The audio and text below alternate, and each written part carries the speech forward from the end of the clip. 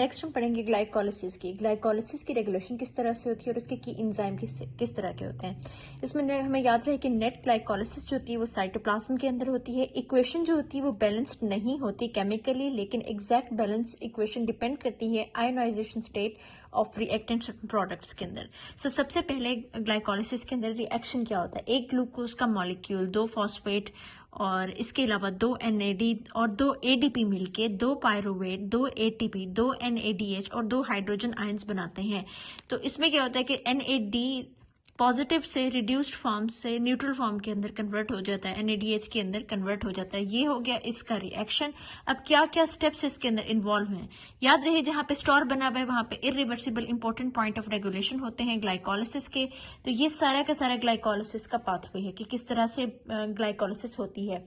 Glycolysis के pathway के अंदर एक एनर्जी इन्वेस्टमेंट फेज होती है और एक एनर्जी बनाती है, ठीक है, प्रोडक्शन फेज होती है, ठीक है। इन्वेस्टमेंट मतलब कि एनर्जी रिक्वायर होती है उसके लिए, और एक होती है कि जहां पे हमारे ATP बनते हैं, ठीक है।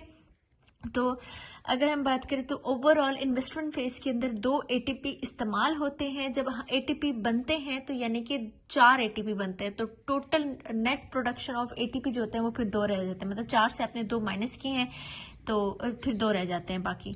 तो हम इसी तरह से पढ़ेंगे कि किस तरह से ये स्टार्ट हुई है। तो सबसे पहले जो स्टेप है इन्वेस्टमेंट एनर्जी इन्वेस्टमेंट फेज में ये होता है कि ग्लूकोज जो होता है वो कन्वर्ट होता है इनटू ग्लूकोज 6 फॉस्फेट। तो रुकिए मुझे इसको जूम करने दें। तो इस तरह से याद रखना कि जो ग्लूकोज होता है वो कन्वर्ट होता है इनटू ग्लूकोज 6 फॉस्फेट।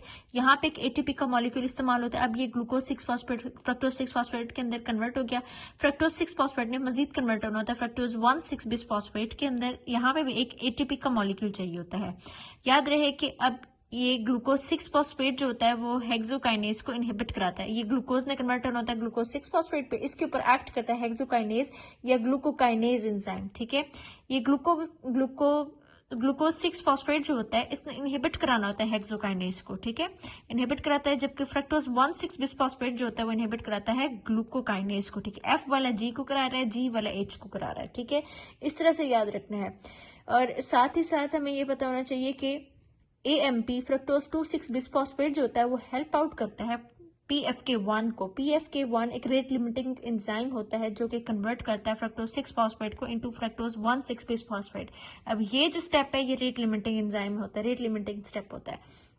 इसको हेल्प कौन सी चीज करती है, AMP और फ्रक्टोज 2,6 बिस फॉस्फेट हेल्प करती है, जबकि ATP और सिट्रेट जो होता है वो इसको इनहिबिट करता है, ठीक है। इसी तरह से हमें बताना चाहिए यहाँ पे एक ATP मॉलिक्यूल यूज हुआ, ये स्टेप यहाँ पे एलैबोरेट करके दिखाया